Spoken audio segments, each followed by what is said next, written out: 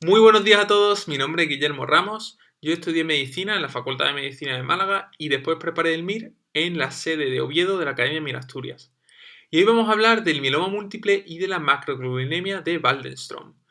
En este vídeo nos vamos a centrar en dónde están las diferencias fisiopatológicas entre estas dos enfermedades y así podemos razonar dónde están las diferencias clínicas entre estas dos enfermedades. Así, si cae una de preguntas de esto en el MIR, no hace falta saberse nada de memoria, sino que lo entendemos todo.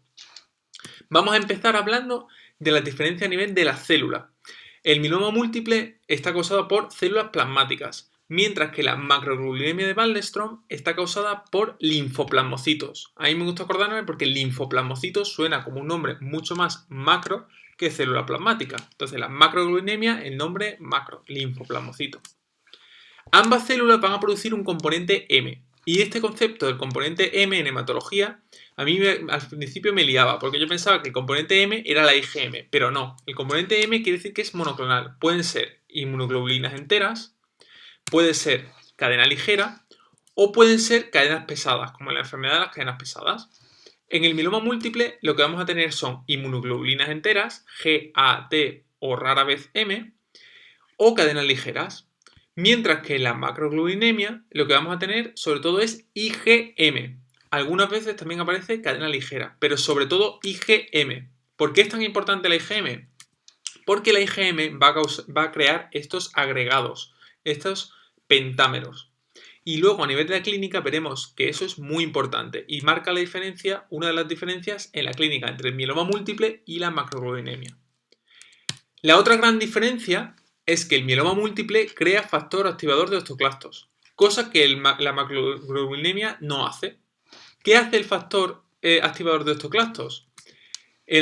Como su propio nombre indica, activa los osteoclastos y crea estas lesiones líticas que vemos en la imagen, típicas del mieloma múltiple, y que en la macroglobulinemia no estarán porque no hay factor activador de osteoclastos. Hablamos ahora de la clínica. ¿En qué se parecen? Bueno, se parecen en que ambas tienen componente M. Y el componente M va a favorecer las infecciones humorales. ¿Por qué? Porque el componente M lo que hace es sustituir nuestras inmunoglobulinas policlonales por algo de componente M monoclonal. Y por tanto perdemos inmunoglobulinas que nos defienden contra una variedad de infecciones. Por tanto, favorece las infecciones humorales, las que defendían las inmunoglobulinas. Además, en la macroglobulinemia tenemos otro problema. Como ya habíamos dicho que teníamos IgM que causaba agregados, esos agregados van a causar hiperviscosidad y crioglobulinemia, dos síntomas típicos del Waldenström. Además, ya habíamos dicho que el mieloma múltiple creaba factor activador de osteoclastos. Y ese factor activador de osteoclastos va a causar resorción ósea, fracturas y a la vez hipercalcemia. Esa hipercalcemia después es la primera causa de insuficiencia renal en las personas con mieloma múltiple.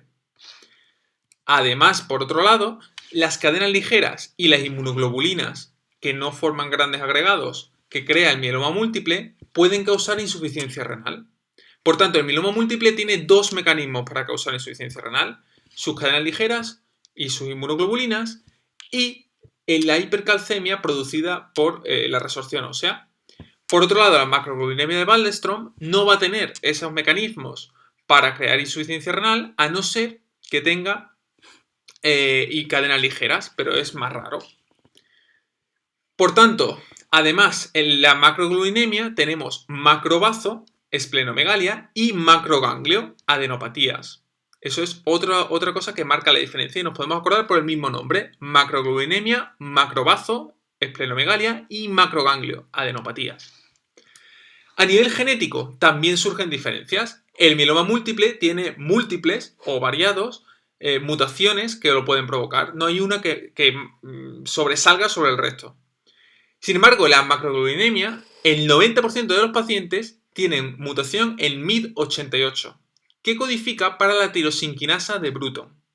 ¿De qué nos suena la tirosinquinasa de Bruton? A lo mejor en el momento que estáis viendo este vídeo no, pero cuando veáis inmunología, la tirosinquinasa de Bruton es el punto clave de la enfermedad de Bruton, una enfermedad en la cual no tenemos linfocitos B, no tenemos células plasmáticas maduras. Pues bien, En esa enfermedad faltaba la tirosincrinasa de Bruton y aquí al contrario está hiperactivada, por lo cual tenemos exceso de células plasmáticas que crean inmunoglobulina M y por tanto macroglobulinemia de Waldenström. Por tanto, aquí podemos utilizar un fármaco que es ibrutinib para el tratamiento de la macroglobulinemia de Waldenström. Así, si nos acordamos de la tirosincrinasa de Bruton y que aquí aplica, nos repasamos dos enfermedades en una sola diapositiva. Bueno, vamos a pasar ahora a ver un par de preguntas de otros años para repasar. En 2012 nos preguntaron, ¿qué no hay en la macroglobulinemia de Waldenström? ¿Adenopatías y esplenomegalia? Sí. ¿Macroganglio? ¿Macrobazo? ¿Hiperviscosidad? Sí. ¿Componente IgM? Sí, es la causa de la hiperviscosidad. ¿Proliferación de linfoplasmocitos? Sí, el macronombre. ¿Lesiones osteolíticas? No, no hay factor activador de osteoclastos. En 2013 nos dijeron, ¿dónde no hay esplenomegalia palpable? ¿En la mielofibrosis? Sí. Empezando por abajo, perdón, que no lo he dicho. Empezando por abajo, la mielofibrosis, sí. Sí que es. Tiene la mayor esplenomegalia de las enfermedades hematológicas. ¿La enfermedad de Gaucher? Sí. La tricoleucemia también tiene esplenomegalia. El linfoma no Hodgkin puede tenerlo, pero el mieloma múltiple no tiene esplenomegalia. En 2002 nos preguntaron dolores óseos que no tienen componente monoclonal. Además, ahí nos dicen que tienen un 45% de células plasmáticas. Y nos dicen, ¿qué sospecha? Bueno, pues sabemos que lo que no vamos a sospechar, empezando por abajo, es la macroglobulinemia de Waldenström, porque dolores óseos no aparecen en la macroglobulinemia de Waldenström. Esta pregunta era difícil porque, en teoría, todas las enfermedades que nos ponen aquí deberían tener componente monoclonal. Pero el mieloma Bence-Jones es un tipo de mieloma que solo produce cadena ligera y esa cadena ligera no se queda en la sangre, sino que se escapa por el riñón y por tanto no la localizamos. Por tanto era el mieloma de Bence-Jones. Bueno, espero que este vídeo os haya servido para entender las diferencias, de dónde parten las diferencias de la clínica. De verdad os aseguro, os recomiendo que no os aprendáis las cosas de memoria, sino que intentéis razonarlos como en este vídeo. Sé que hematología puede parecer difícil, pero si utilizas trucos y te aprendes las cosas razonadas, puede llegar a ser bastante fácil. Y te puedes llegar a alegrar con preguntas que a otros les puede parecer muy difícil. ¿De acuerdo? Tened mucha suerte para estudiar, mucho ánimo y nos vemos en la próxima.